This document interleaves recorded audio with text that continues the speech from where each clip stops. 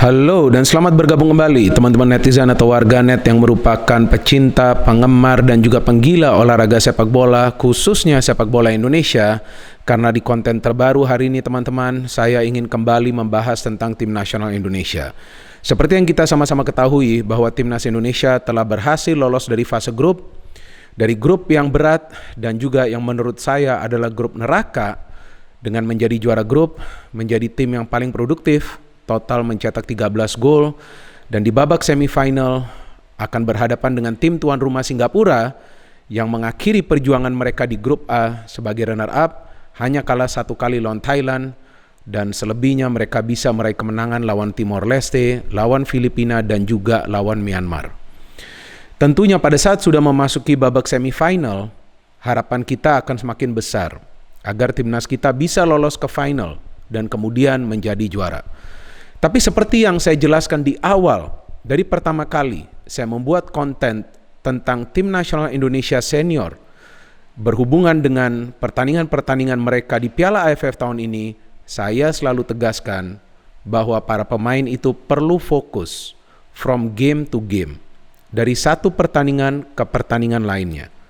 Jadi jangan pikirkan dulu untuk masuk ke final, apalagi untuk menjadi juara. Tapi fokus dulu untuk bisa melewati rintangan demi rintangan. Rintangan demi rintangan ini memang telah berhasil dilalui oleh para pemain dengan menjadi juara grup. Tapi masih ada beberapa rintangan lainnya kan teman-teman. 2 leg di semifinal, baru kemudian kita melihat di final lawan kita siapa, kemudian ada 2 leg lagi di final. Dan yang uniknya bahwa walaupun ini turnamen akan dimainkan di Singapura terus, tapi di babak semifinal dan juga final itu akan dimainkan 2 leg.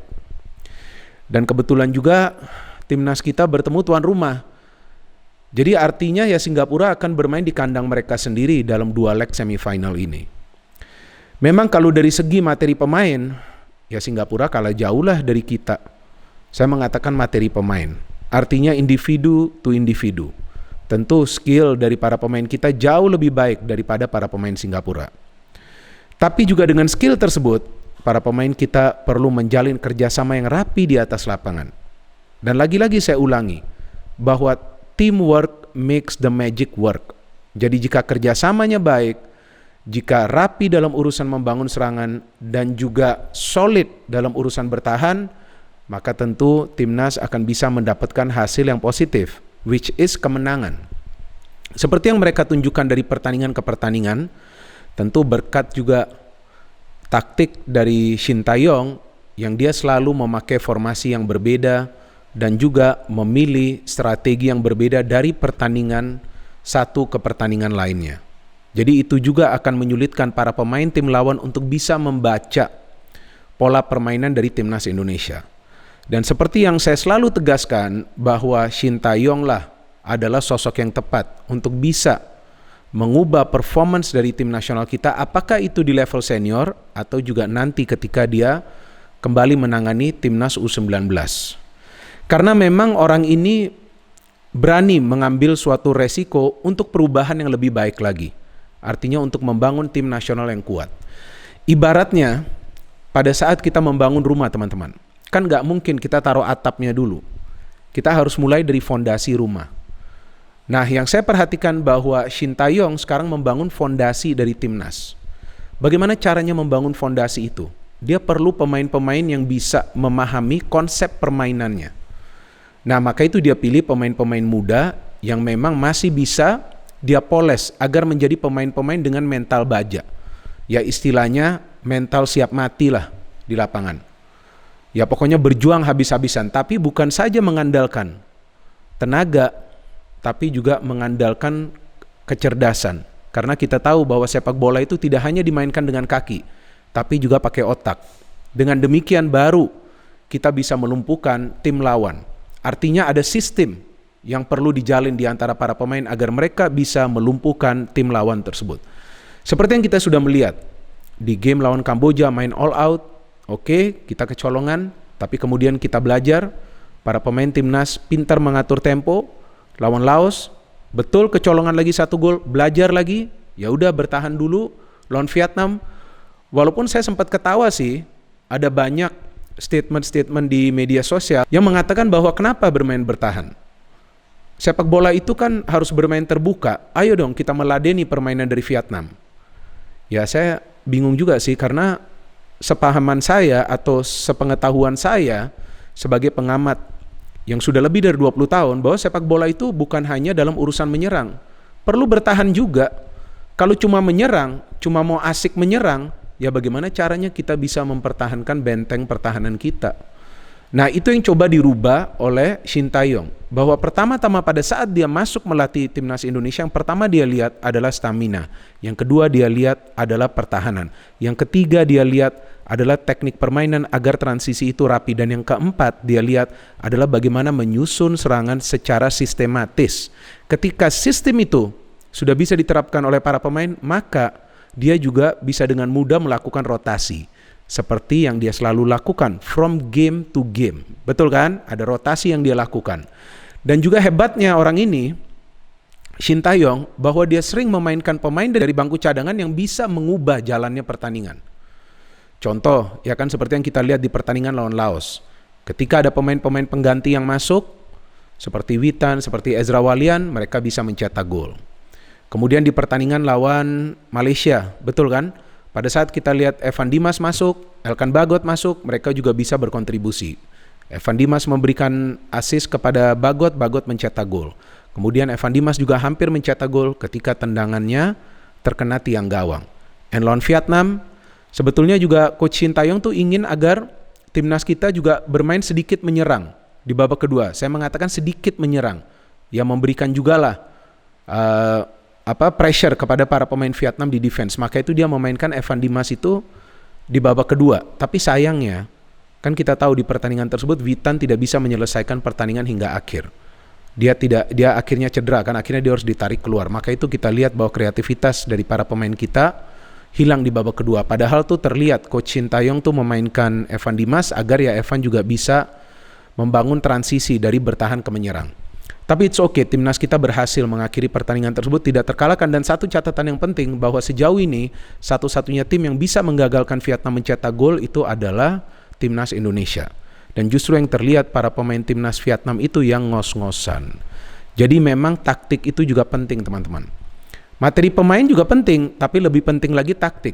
Mau punya Cristiano Ronaldo pun, tapi kalau taktiknya gak jelas ya dia pun akan kebingungan di atas lapangan kan. So now kita masuk ke babak semifinal. Lawan kita adalah Singapura. Saya sempat nonton satu pertandingan dari Singapura pada saat mereka berhadapan dengan Thailand. Saya penasaran aja sih, saya pengen nonton pertandingan tersebut. Walaupun kan saya belum tahu timnas kita akan ketemu Singapura.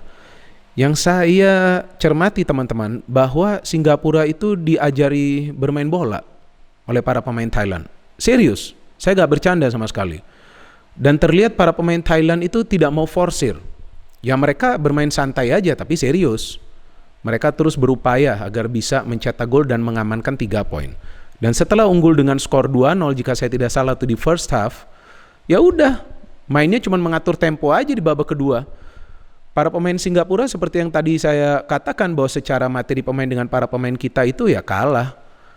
Tapi juga jangan ragukan semangat mereka. Jangan ragukan kengototan mereka di atas lapangan. Mereka juga berjuang, mereka juga fight, apalagi main di rumah sendiri, didukung oleh para supporternya. Mereka juga coba untuk bermain kolektif walaupun tidak rapi. Dan mereka juga mengandalkan banyak pemain-pemain senior, teman-teman. Memang ada satu pemain ya yang menarik perhatian saya, yaitu anak dari legenda Singapura ya, Fandi Ahmad. Saya suka sekali permainan dari Fandi Ahmad pada saat memang dia masih bermain ya. Dia aktif bermain, pemain yang hebat Fandi Ahmad. Anaknya Iksan Fandi Ahmad ya jika saya tidak salah ya namanya.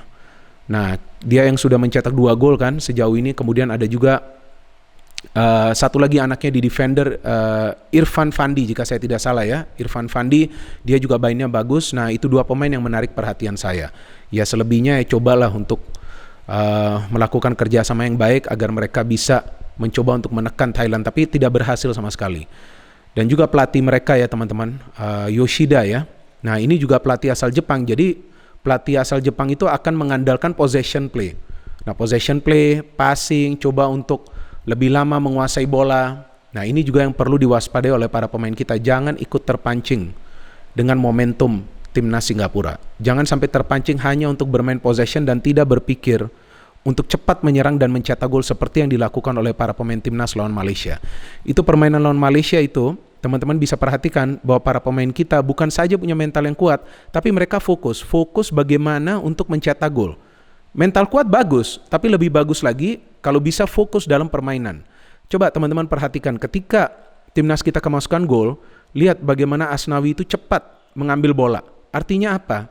Dia tidak terganggu dengan gol cepat dari Malaysia. Pokoknya cepat, kita start lagi, kita main lagi. Yuk, kita balas ini. Nah, di sana terlihat kan keyakinan dari para pemain itu sudah semakin baik. Tapi satu faktor yang perlu kita perhitungkan lawan Singapura, bahwa Singapura ini adalah tuan rumah. Nah, tentu akan ada beberapa faktor non teknis ya. Memang kita juga tidak boleh berpikir negatif, tapi biasanya tim tuan rumah ya mereka akan lebih nyaman lah bermain di rumah sendiri. Ya, yang kita khawatirkan justru jika ada aneh-aneh yang terjadi kan. Itu di pertandingan lawan Malaysia, jika teman-teman melihat IG story saya sempat teriak-teriak di rumah loh padahal saya nonton ke wasit. Apa itu wasit? Para pemain kita beberapa kali dilanggar, dia diamin tuh. Harusnya pemain Malaysia tuh saya lupa yang nomor 6 kalau nggak salah tuh seharusnya mendapatkan kartu kuning kedua kemudian mendapatkan kartu merah. Tapi didiamin aja kan begitu kan. Nah, itu juga yang saya pikir membuat Shin Tae-yong kesal di pinggir lapangan kan. Nah, ini yang perlu kita cermati nanti bagaimana faktor-faktor non teknis. Ya, tapi pada intinya ya para pemain harus fokus saja ya, fokus agar bisa melewati babak semifinal. Dan seperti yang saya beberapa kali katakan di konten dari channel YouTube Bola Bung Binder tentang timnas, bahwa kita juga jangan berpikir tentang juara dulu. Kita lihat dulu bagaimana tim ini sekarang telah berubah, para pemain bermain dengan sistem, para pemain juga staminanya prima sepanjang 90 menit. Dan kita lihat juga timnas kita punya materi pemain yang merata, buktinya sudah 13 gol yang dihasilkan oleh timnas Indonesia dan dicetak oleh 9 pemain yang berbeda. Top scorernya saja bukan striker, yaitu Irfan Jaya penyerang sayap. Kemudian ada juga gelandang bertahan yang mencetak gol, Rahmat Irianto. Ada juga gelandang serang yang mencetak gol, Evan Dimas. Ada juga Witan Sulaiman. Ada juga Pratama Arhan. Nah, disinilah kekuatan dari sebuah timnas, yaitu punya materi pemain yang merata, bukan saja dalam urusan bertahan dan bermain kolektif, tapi juga dalam urusan mencetak gol agar para pemain tim lawan tuh sulit menduga dan sulit mengawal satu atau dua pemain. Dan terus terang teman-teman, saya untuk kali ini menjelang partai semifinal, saya merasa was-was, saya merasa cemas, saya merasa gelisah, nggak tahu kenapa. Ya, saya juga sudah tidak sabar untuk menonton pertandingan semifinal ini, leg pertama dan kemudian leg kedua. Ya, kita tentu tetap ya perlu memberikan support kepada para pemain kita agar mereka fokus dalam permainan.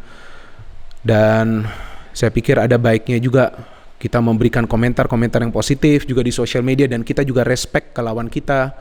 Ya, buat apa juga kita menghujat mereka, apalagi nanti jika kita berhasil mereka menangan. Kita tenang saja, seperti yang saya katakan beberapa kali, kita tenang saja, stay calm. Perjuangan dan perjalanan masih panjang, stay calm. Dan biarkan para pemain ini juga menikmati pertandingan. Biarkan mereka terlibat dalam sistem yang diciptakan oleh Shin Tae-yong. Biarkan Shin Tae-yong bekerja, jangan ganggu orang ini. Kasih dia waktu, 3 hingga 5 tahun, kasih dia waktu, biar dia bangun tim yang kuat. Biar dia mulai dari nol. Segala sesuatu yang dimulai dari nol itu tentu membutuhkan waktu, nggak bisa secara instan.